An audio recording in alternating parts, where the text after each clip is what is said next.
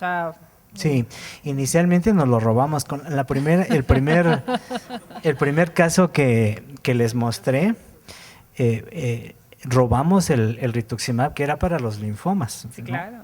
Entonces lo tomamos para este caso y como funcionó y fue un éxito, la mujer hasta tuvo otro hijo, a pesar de que le habíamos dicho que no podía volverse a embarazar, se volvió a embarazar y a partir de ahí pues convencimos a todo mundo de que teníamos que tener acceso al medicamento. Claro. Y entonces ahorita tenemos ya una partida para hemostasia, básicamente para púrpuras, ¿no? Y para las hemofilias que nos llegan por ahí. Aquí tenemos una pregunta de línea. La doctora Norma López, la pregunta es, ¿cuál es su recomendación sobre la asociación secuencial del factor 7 y el concentrado protrombínico activado, el factor 7 activado y el concentrado protrombínico activado en pacientes con hemorragias graves e inhibidores de alta frecuencia? Sí. Sí. Pensé que quería contestar. Sí, lo ideal es empezar con uno de ellos. Miren, y yo he hecho la observación de que los pacientes agudos, los pacientes que están en terapia intensiva chocados, como el caso que tuvimos, cuando el paciente está en acidosis, la respuesta al factor 7, yo tengo la impresión de que es menor. Es pobre. El factor 7 activado funciona muy bien cuando el paciente no tiene tanta descompensación hemodinámica. En esos casos es mejor usar el FEIBA. Lo secuencial es una segunda o tercer intento cuando no logramos parar la hemorragia con el primer esquema, ¿no? El primer paso es utilizar un agente. Si no nos funciona, es subir la dosis, y si no nos funciona, es alternar, ¿no? En el caso de esta paciente usamos 7 a pesar de que estaba en terapia chocada y todo, porque no teníamos FEIBA en ese momento. Y de hecho el 7 no le funcionó, tuvimos que cambiar a FEIBA al día siguiente. Bueno, no sé si en todos los hospitales, pero en muchos hospitales estos medicamentos están bajo 3 llaves porque son muy caros y entonces no están accesibles. Entonces a la señora le pusimos 7 inicialmente porque era el que estaba, pero no detuvo el sangrado. Doctora Linares, también usted un comentario, por favor. ¿De secuencial? Sí. Sí, la terapia secuencial, lo ideal es iniciar con uno de los agentes, especialmente si se sabe antecedentes de respuesta a ese agente y le ha ido bien, idealmente hacer prelación por ese agente, a la dosis que es y a la frecuencia que es, y revalorarlo rápidamente. Se recomienda que en 12 a 24 horas se establezca si hay o no hay respuesta, se cambia al otro agente si no hay respuesta, con intervalos y dosis, y si en 12 horas nuevamente no hay respuesta, se establezca una terapia secuencial.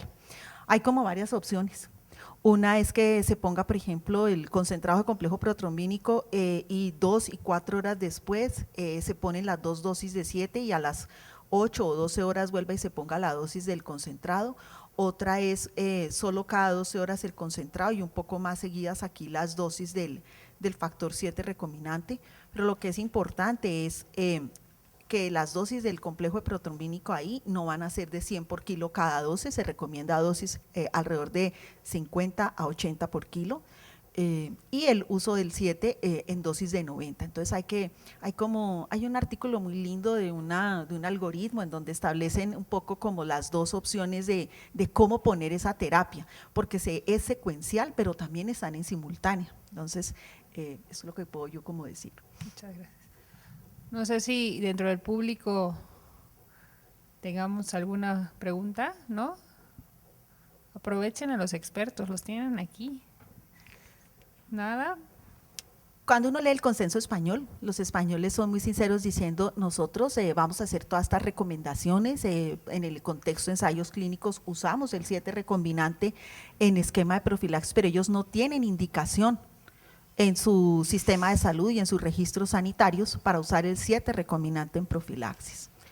Yo quisiera saber si aquí se usa y lo tienen en indicación ambos, uno solo, cuál en profilaxis.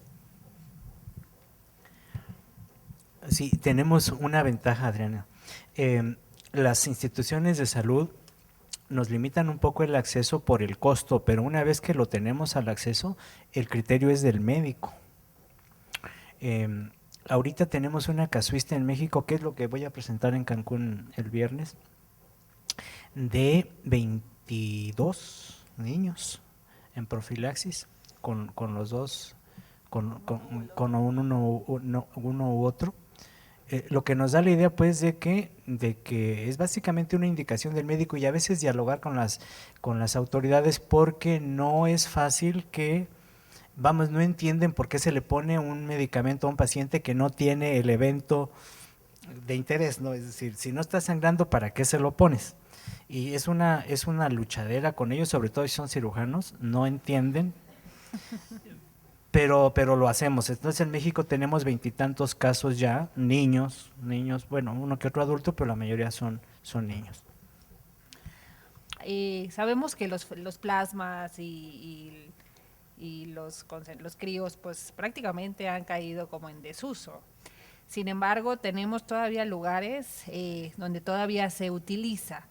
Quisiera saber su experiencia de ambos, tanto en su país como en el nuestro, de los pacientes que vienen referidos. Muchos, aquí tenemos, pues el sistema de salud está dividido en pacientes que tienen pues acceso a los medicamentos y hay gente que no tiene acceso a nada, que lo tienen que pagar, lo tienen que costear.